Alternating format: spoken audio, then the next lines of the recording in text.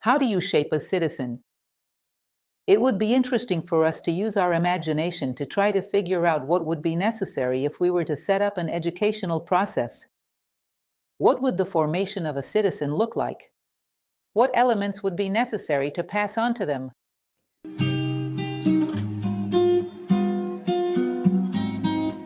Hello, welcome to our chat today. Today we're going to tackle a topic we haven't covered until now. Even though our time is short, we won't go too deep, but we'll talk about some basic elements of citizenship. The name of our conversation today is Reflections on Citizenship. There are a bunch of basic elements I'd like to go over with you, reflect on, to see what conclusions we come to. Maybe we'll come up with something new and really valuable for us as a reflection on our stance as citizens. For those who know me, you know I always start with etymology. And of course, when we talk about citizenship, you go back to the city. You go back to civilization, back to civis, civitas, which is the city. And that ties into the territory we're directly connected to as citizens. Now, if you go a bit further back, which I always like to do, you go back to Proto-Indo-European, the root of civs is k, which means to put down roots. I found that interesting too. In other words, a city would be a place where we put down roots. Why do we put down roots? Because that piece of land, that spot in the CCB or in the world, that piece of land fed our parents, fed us throughout our lives, so there's a sense of familiarity there. We're connected to that piece of land and its inhabitants, almost like it's really an extended family. This creates a bunch of commitments for us, even though we're not always very aware of them. So, a citizen, if we were to define it in a more straightforward way, is someone who belongs to a state, receives rights from it, and has duties within its territory, showing themselves fit for social life. In other words, to sum it up, it's an exchange of rights and duties with the state, and you have a bond with that land and show yourself fit for life in society. That would basically be what a citizen is. Let's move forward and understand a bit more about how this idea is born, how it emerges, how the citizen aspect comes into play in the life of a human being living in a community. So if we go way back, we'll see that humans have always been social beings.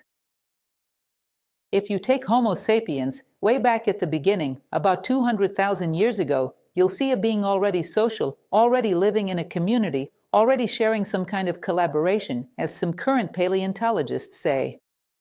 In other words, there was already a social life in the earliest moments of our human civilization as we know it today. First off, we know that human tribes, those of the early Homo sapiens, lived in a nomadic way as hunter-gatherers until at a certain point they decided to settle in a territory. This is a pretty interesting moment because that's when the big cities and great civilizations start to emerge. When humans settle down, they obviously can't survive just as hunter-gatherers anymore. Then they start focusing on two main activities, which are agriculture and livestock. They'll start cultivating the land and also begin raising their small herd, or medium, or whatever size it may be. They'll start dedicating themselves to these two activities for their survival. I find it interesting, there's a passage in Plato's dialogue The Republic where he says that when a city begins, at first each family unit dedicates itself to doing everything they need for their subsistence. So they build their own house, tan the leather and make their shoes, their clothes, basically everything they need. And then, according to Plato, there would come a certain point when people would start to realize that skills aren't the same among human beings. This observation would come from the fact that, for example, someone is great at tanning leather, makes wonderful shoes, can also make really good pieces of clothing, but he's not very good at growing plants. So he has the best shoes, the best clothes, but his food supply isn't very abundant. He can't cultivate very well. Then there's another guy who can grow crops really well, but can't build good houses and so on. They start realizing that everyone has a specific skill where they excel and do things the best. When this fact is noticed, work starts to be distributed according to people's natures. So the one who makes good shoes and clothes starts making them for the whole society. The one who builds good houses does it for the whole society. The one who has a good crop, a good harvest with great results, starts planting for the whole society. And then we start to see the beginning of an idea of interweaving within this community, where some become interdependent on others. The establishment of bonds begins, where everyone depends on each other to live. And everyone starts to have the best of everything they need. The best shoes, the best houses, the best harvest. And that's how the first community bonds start forming. A life in society where everyone dedicates themselves to a trade.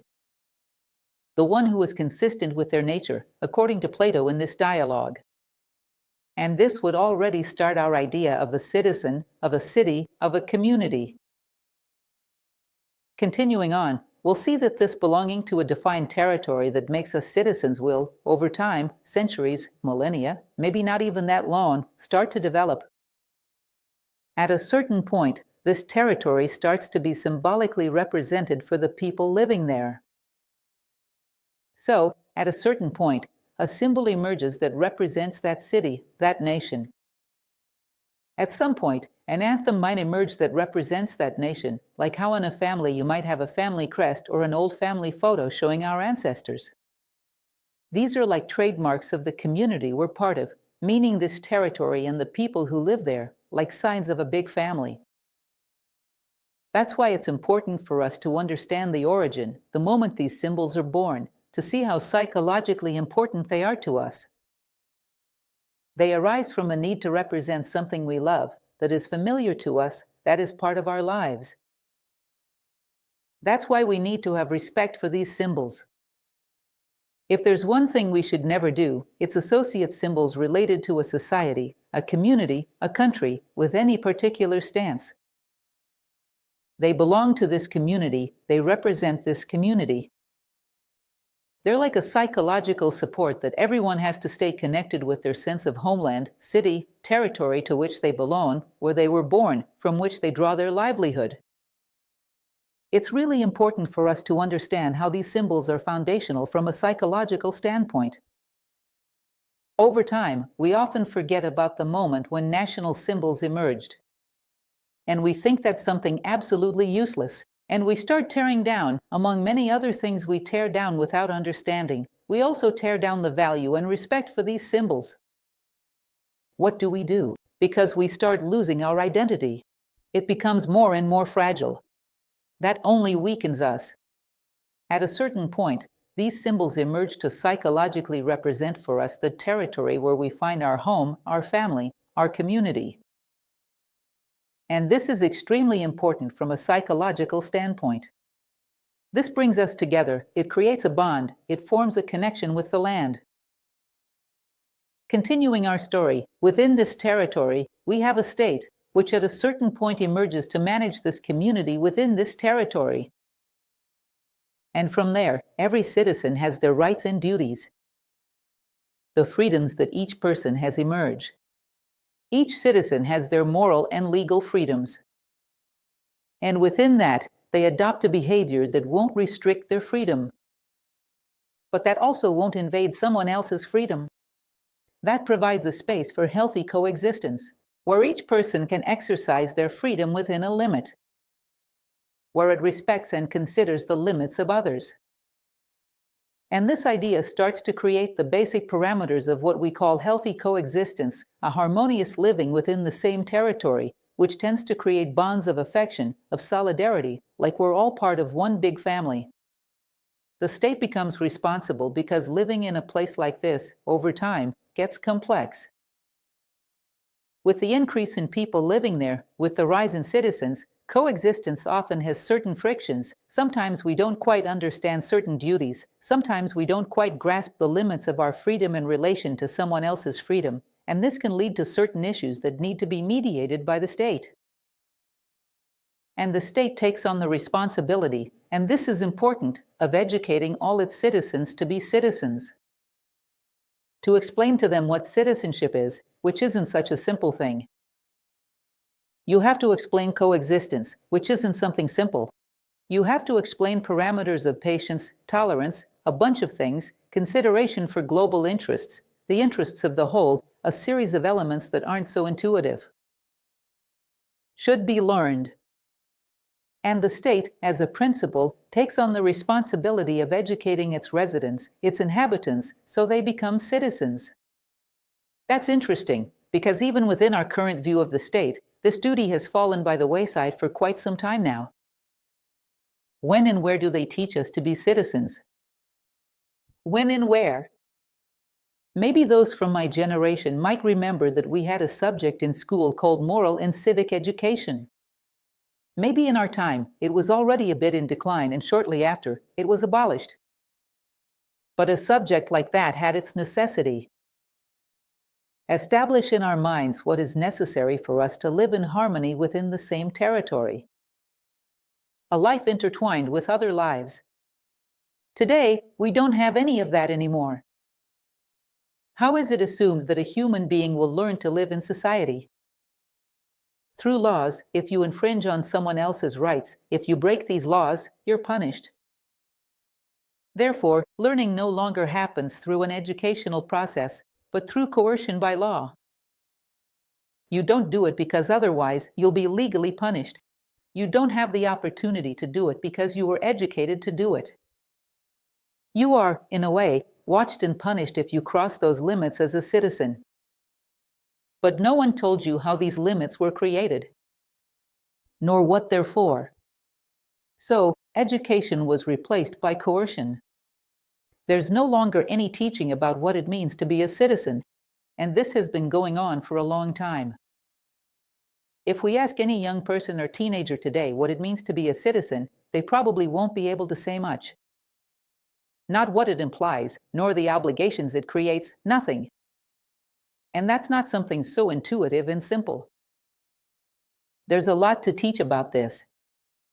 Today, we don't learn anymore. We simply punish those who cross the line. And we think that punishment replaces education. This is another element we experience in our historical time. How do you shape a citizen? It would be interesting for us to use our imagination to try to figure out what would be necessary if we were to establish an educational process. What would shaping a citizen look like? What would be the necessary elements to pass on to them? First of all, we would need to have an understanding of individual space and shared space. Now, in both individual space and shared space, we need to have a tendency towards collaboration and dialogue. The shared space, obviously, which is shared by the community, must have a tendency towards collaboration and dialogue. It's one of the elements we're going to talk about later. When there's a public space, it's not the government's, it's not the state's. We sponsor the state to do this for us. It's ours, it belongs to us. Therefore, to ensure it's maintained in our investment, which we made through our taxes, isn't wasted or squandered, each of us is responsible for taking care of this space, for managing this space. So this requires collaboration, a tendency towards dialogue, so that this public space can be properly shared. But even in private space, there has to be the same tendency towards collaboration and dialogue. Because even within the private space of my home, I can do a lot of things that go beyond the limits of my house and somehow harm, cause damage, or bother the people around me. For example, the well-known case of making loud noises at inappropriate times and things like that. In other words, even in private spaces, we need to have the same inclination towards collaboration and dialogue. In other words, an element that predisposes us to reach an agreement with others. Considering that living together, we have a better quality of life than if each of us lived in isolation. Therefore, there are some things we need to know how to let go of. Some things we need to know how to set boundaries. We can't have unrestricted freedom. That wouldn't even be good for us. We have to learn to define our rights and the rights of others. So, in both spaces, learning to coexist. This is a fundamental element to teach a candidate to be a leader. What else? A sense of community family. This is a super important element. A social unit that we have, which is the foundation of society and is very well structured, serving as a reference for everything else we do, is the family. Normally, they are supportive, except in some cases, but generally speaking, they are supportive, they help each other out, there's a relationship of trust among them, and this is a very solid foundation for a new citizen to grow and reach a healthy life in adulthood. Now, we often don't realize that the community is an extension of the idea of family. Over time, it should acquire the same characteristics as the idea of family. In other words, a community where there are established connections of collaboration and support, interdependence, and mutual trust, where we can create a favorable environment for our children and young people to be well educated, reaching adulthood with the principles of community and citizenship well ingrained through the examples and guidance they received during their childhood, adolescence, and youth. So within our home, within our family, we are siblings under the same father or mother. The leaders of the family are our siblings, and therefore we have this tendency to respect them and accept that they guide us with our best interests in mind. But notice that if there's an exception at some point, or it's clear that this father or mother has indeed crossed a line, whether morally or legally, and is certainly behaving in a way that's clearly harmful to the children, there's a possibility for these children to come together, make an agreement among themselves, to somehow restrict the freedom of this father or mother over the family, so that they don't cause harm to the family. And in this, they are legally supported in everything. Therefore, you see that here you have the seed of what the behavior of the community should also be. We are siblings under the same father and state, and he works for our good, for our improvement as a principle. But at a certain point, we indeed realize that this father, mother, and state, in fact, overstep their moral or legal limits, or both, in managing our community unit. We should also have, among us, the ability to rationally work on this issue and try to limit the freedoms of this father state, as it were, until it can once again meet our needs as a parent or replace it. If we have a bond of solidarity and trust among us, both in the family and in the community, this is done quite smoothly. Now, if we as a family are divided, it will be a traumatic process. This will be a tough process to resolve. If we have a father or mother who goes off track and the children are divided, then we'll go through a crisis that's hard to solve. Start noticing how this happens exactly like this within the community, when these bonds are no longer very clear. Regarding the state, what would be our obligation, our behavior towards the state? Well, first of all, collaboration for public services. It exists, among other things, for that, to provide us with the services we need, so that the city has a certain order in its common spaces, so that we benefit from these services provided by the works promoted by the state. So we contribute to these projects in the field of construction by paying our taxes, and in other ways, if we choose to, we help in building these public works. And also, as we were saying just a moment ago, we help in their maintenance. Always remember that public works don't belong to the government, they belong to us. We collaborate on both fronts. We contribute to sponsoring this work that's done through our taxes and in keeping an eye on these public spaces so they are maintained and can be enjoyed by the whole community. That's the first thing we owe to the state. What else? We owe the state information about the needs that haven't yet been addressed by society. If the state was created to meet the needs of society, well, there's a street that gets really dark at night and it's dangerous, and complicated things can happen. You have the duty to notify the state about the need to light up that street, or to level a street that's really uneven, full of potholes, in other words, a public service that's needed for that community. You have the obligation to inform and the right to demand some feedback on that information. So is it going to be done now? When is it going to be done? In what order of priority was this placed? And why? When is this need going to be addressed? Which is a need just like any other within society. Considering the priorities of the most urgent things, it also needs to be addressed. Therefore, there needs to be this dialogue where we provide information about public needs, and in return, we either get the service or information about when it will be carried out. When it comes to something fair, a fair demand, it makes sense. In other words, there has to be interaction, dialogue, and follow-up. Whoever leads us, we need to keep an eye on them to see if this leadership is really working for the improvement of everyone, for the benefit of the citizens, if each one is holding up their end. Within their limits, those who work for the state work for the benefit of the community.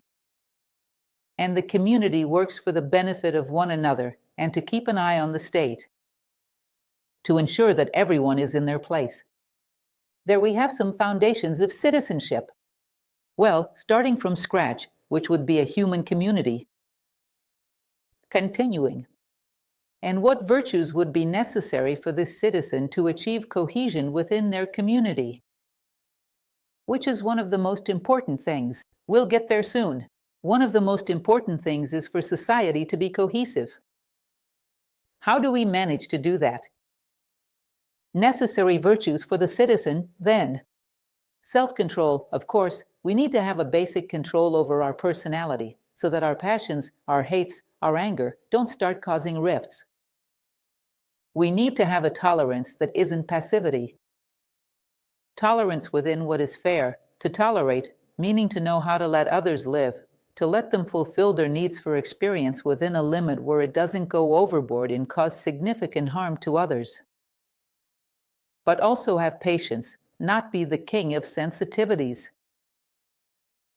Sometimes there are certain things that might not be very pleasant for us, but they are someone else's right. If suddenly your neighbor decides to learn piano, the first piano lessons are really annoying for those listening. But he has the right to learn. If this is done at the right time, in the right way, even if it causes you some discomfort, you can't demand that this person doesn't study piano because of your sensitivity to noise. We need to know that we can't go that far. In other words, we need to be careful with sensitivity. Limit our rights to what is reasonable. And know how to put yourself in someone else's shoes and also respect their rights. In other words, patience, the development of an active, clear-headed tolerance that knows when everything is in its place, that knows when someone is going overboard or not. Whether it's me or someone else. This is one of the fundamental elements. Is the mistake the other person is making big, or is it my patience and tolerance that's low? Always ask this question before starting a conflict. Did the other person overdo it with their behavior, or was it me who overdid it with my impatience? Always consider this issue. Another fundamental thing, more and more, every citizen should develop the ability to make decisions in their life, considering the well-being not just of themselves, but of the largest group of people possible, meaning the well-being of the community. If we have a neighborhood that's really cute, a street where the houses are all pretty cute and kind of similar, and I decide to paint my house a bizarre color, like purple, maybe that's a bit unpleasant for the neighborhood because it breaks the whole aesthetic of the street. Maybe I could imagine if there might be something more harmonious, since I want to be in harmony with my street. Do I have this right? I do, but maybe I should be a bit more considerate and attentive to the community's well-being. In small things like this. How about I think about more than just my own interest? Have you ever imagined what kind of world we'd have if every time we made a decision, we tried to include more people who benefit from it and not just look out for ourselves? If we could increasingly extend the list of those who benefit from each decision we make and not just pull towards personal interest for our personal gains, because that will hardly make us good citizens fit for coexistence. Excessive selfishness is terrible and won't make good citizens. So, learn to make broader decisions that include more people, that can encompass, as much as possible, our community. May we one day make decisions that encompass all of humanity. Who knows? Who doesn't dream of a universal community that includes all human beings, all working for mutual good?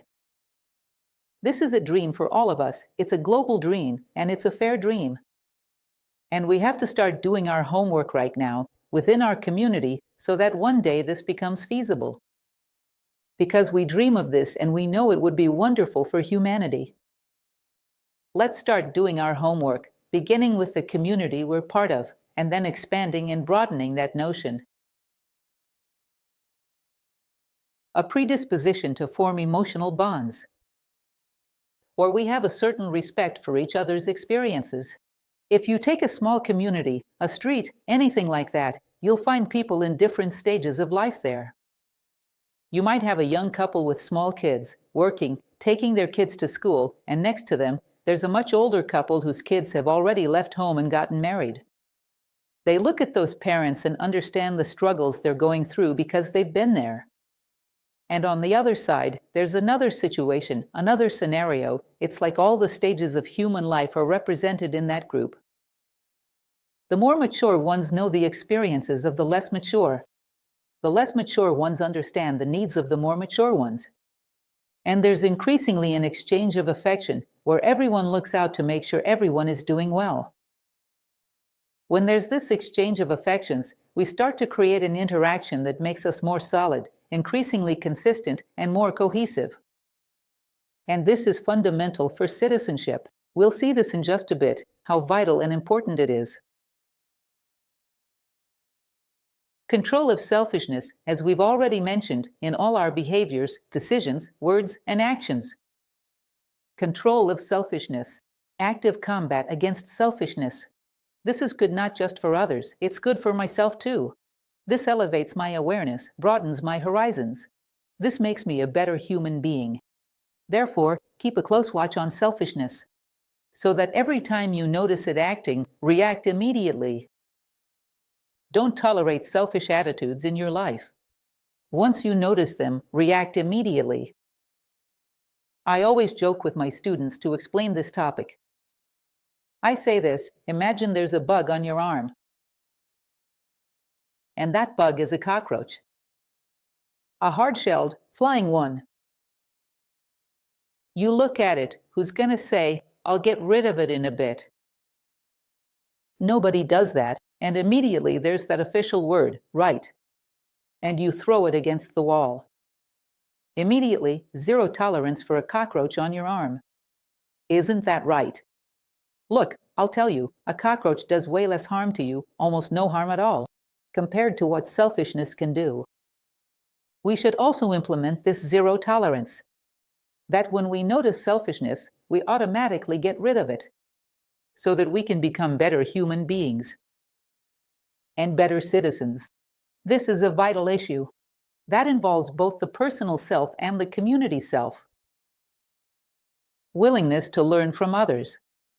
This is an interesting thing because within a community, you have various natures, different people who have different tendencies, who might suddenly be interested in offering their skills to the community. Suddenly, I know how to use a drill really well. Next to me, there's a very young couple who haven't had this experience. Can I teach? I can teach, I don't know, a bit of car mechanics that I know to someone else, or maybe even to the whole community. I can exchange skills, make what I know, my inclinations, useful for the group, to serve the group. This is an element that, once again, weaves deeper and deeper connections. Empathy, the ability not to put yourself in someone else's shoes. When we say that empathy is putting yourself in someone else's shoes, we're actually oversimplifying the issue. If I put myself in someone else's shoes, the way I am, I won't understand their actions. I have to put myself within the psychological framework of the other person, with the history they have, with the life they have, with the position they hold, with the job they have, try to place myself within their psychological framework, to see the world as they see it, and thus understand their reasons. And by understanding their reasons, try to help them find maybe better solutions, maybe find an easier path to solve their problems, because that's when we start to develop mutual tolerance. If we don't understand the other person's reasons, we tend to judge based on our own reasons, which will always be an unfair judgment. Therefore, knowing how to be empathetic is one of the elements that most develops bonds as well. Knowing how to win together, too. I talk about this in several lectures. It's super important. We're in a highly competitive society where winning is a solitary process. You're at the top of the podium with a bunch of losers below. And the thrill of winning, of being successful, is exactly looking down and seeing a bunch of people who were defeated. That's terrible. It doesn't create a cohesive community. It doesn't foster citizenship. We have to learn not to win over others, but to win together. In other words, if there's a difference of opinion between me and my neighbor, someone from my community, don't think, I'm going to prove he's wrong. We're going to find harmony and figure out where each of us is right, so we can come up with a solution that benefits us both. I don't want to prevail over him, nor him over me. We want to see what's right in both positions, so we can come up with a solution that's acceptable and good for both sides. This element of learning to win together is one of the fundamental things for building a life in community, true citizenship. There's no way to have a harmonious society when everyone is competing with each other, and everyone wants to be first, everyone wants to stand out by stepping over others. Obviously, this won't favor any community life, any sense of citizenship. Continuing. Respect the need for others to have their own experiences. In other words, it might seem bizarre that your neighbor wants to paint pictures because you think he has no talent for it. But respect it. Respect that he puts his paintings on display at his front door. Respect that maybe the smell of the paint isn't that great, but it won't be that strong in your house. Anyway, respect the need for others to have their own experiences. Even if it seems absolutely irrelevant to you. I would never paint, but you wouldn't. He needs that experience. Each of us has a range of things we need to experience in life. We need to understand what's important to others, which then becomes important to us too. If it's important to him, I'll consider it. I'm going to take it seriously and I'm going to have respect. Everything that's important to a human being, within a sense of citizenship, should be considered important by the whole community. Know how to listen. Before, when a potential conflict situation arises, before making any mental judgment, know how to listen. Go to the other person and ask, "Hey, so-and-so, this thing happened. Could you explain why?" Suddenly, the reasons are absolutely surprising and have nothing to do with what you thought. Maybe it was some kind of emergency, a situation that if it happened to you, you'd do the same. Before forming mental judgments, listen, know how to have a conversation, understand what happened with the other person, go in with a willingness to talk, understand the causes and problems of others, put yourself in their shoes, like we've said before, empathy, right. Go in with the willingness to listen, before dumping all your hasty judgments on the other person and causing rifts. Because if you judge poorly, the other person gets offended, and then you've already got a rift. And it's already a divided community. Soon enough, you'll have followers on both sides. And all the sense of community is gone. That sense of common citizenship is gone. Mature to neutralize conflicts. Many times I give talks about the Kybalion, which is a book I find very beautiful, inspired by the Egyptian tradition. And one of the principles of the Kybalion, which talks about universal laws, is the sub-principle of neutralization. What does neutralization say? That when there's a conflict at a certain level of consciousness, if you're more mature than that level, and you don't desire the thing those two are fighting over, you can, from above, neutralize that conflict, help to pacify conflicts. I always use the example of two kids fighting over a toy. One pulls from one side, the other pulls from the other. You're an adult, you don't want the toy anymore. You've already matured, you've moved up a step beyond the need for experience. And because you've moved up a step, you can help those kids get along. Teach them to share the toy, or else they'll break it. Teach them to play together. Every time we mature, grow, we are able to neutralize conflicts that are a bit below our level of consciousness. Therefore, we are peacemakers, we are harmonizers within a society. In other words, we grow not just for ourselves, we grow for our community, we grow for the world. Because the higher the step I can elevate my consciousness to, the more I can act as a harmonizer of potential conflicts that may arise within this society. It's important to understand this. We must grow as human beings. For ourselves, because that's our duty. And for the community, because that way we become a factor of harmonization. And we set an example, and soon we have several harmonizers within that community. A thought I had here, which I found quite interesting.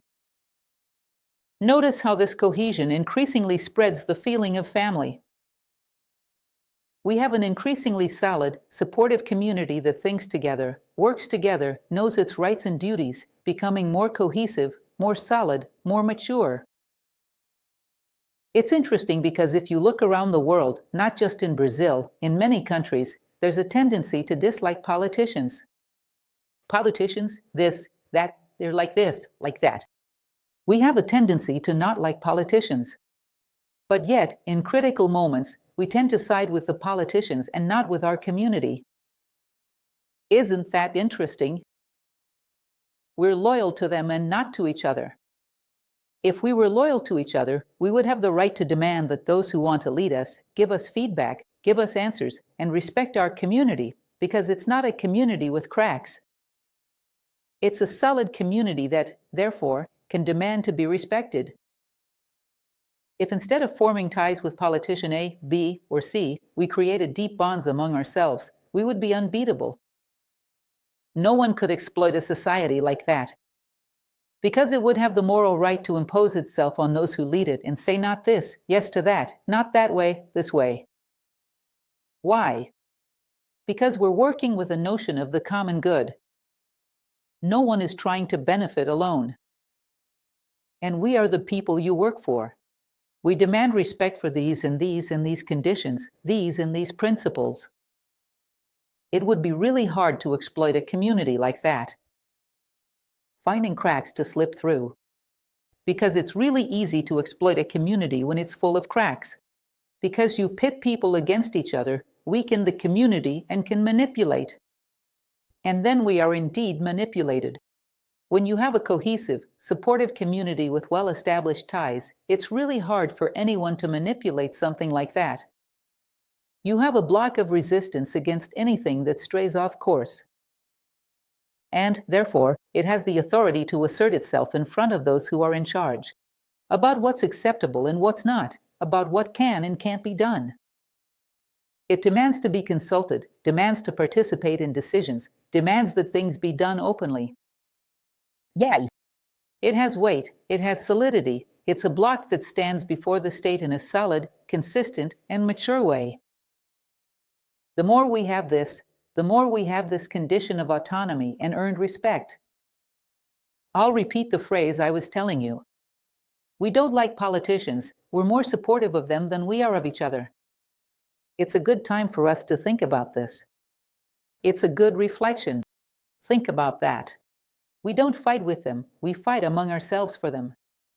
That's at least curious. Weren't we the ones who said we didn't trust them much? Why don't we trust each other? Wouldn't it be much easier? And that would really be the way.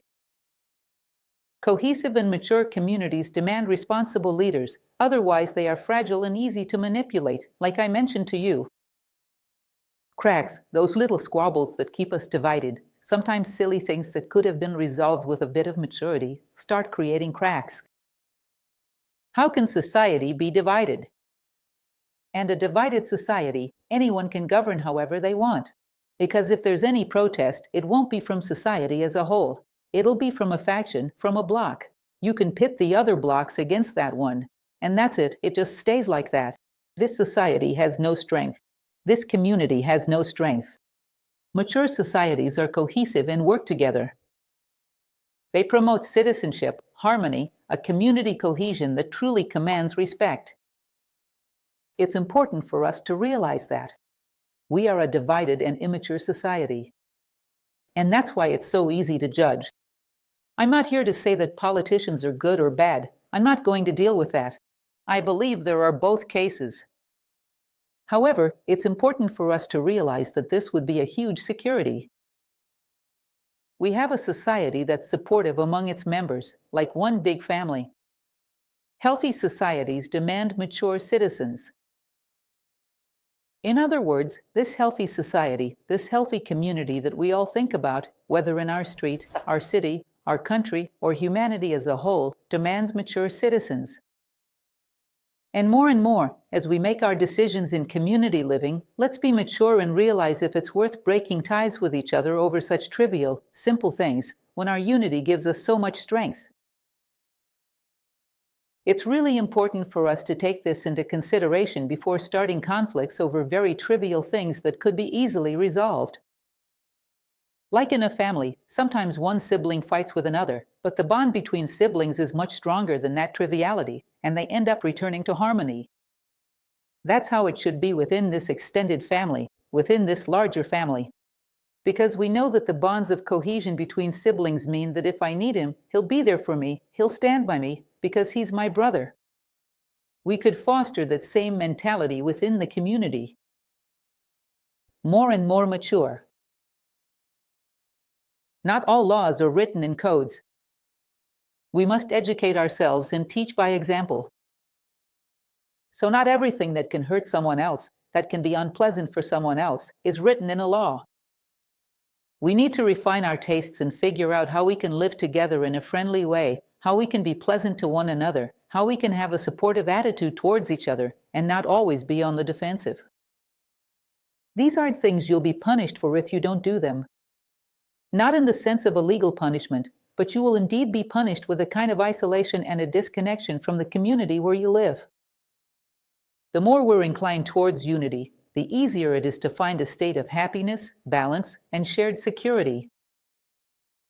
It's important to consider that we're paying a price, which is a good price, that makes us improve, makes us grow, and be more open to others. And this price gives us a wonderful product, which means more security, more balance, more strength in the face of any adversity. It's important to understand that both the individual and the state are organic. What does that mean? There's a cohesion of parts to form a whole in such a way that when one part breaks away from this cohesion, it puts the whole at risk. So my body as an individual, when a cell starts not working for the body, it becomes dangerous. If it's not removed quickly, soon it will attract others and form a tumor there, which can be highly dangerous to my life. We know that. Any unit within a body, an organic whole, that doesn't work for the whole can become dangerous. Within a state, it's the same thing. Within a community like the state, it's the same thing. Any unit there that isn't thinking for the good of the whole, that's being excessively selfish, puts the body at risk. And it goes along with it. Because if a cell kills my body, it dies along with it. And we don't realize that the same thing happens in the state. When we don't have this inclination to create bonds, this friendly disposition, we start to become an isolated element, often with behavior that has nothing to do with the behavior of the whole, which can cause harm to the whole, and ultimately you end up being harmed too. So both the state and the individual are organic. They function well, they are healthy when all the parts are in harmony and work for the whole. That's how they are solid, that's how they are consistent. Selfish cells doom the body to death. As always, selfishness is highly dangerous on all levels. Anyway, we have to be aware of the responsibility we have by belonging. By belonging to a family, it's taught to us from an early age. Respect grandpa, grandma, dad, and mom. Put away your toys. Don't mess up the house. We are taught to respect the community and family. We're not really taught to respect the community, neighborhood, city, country, humanity, things like that. This is a moment for us to start gathering these elements and educate ourselves so that we become true citizens.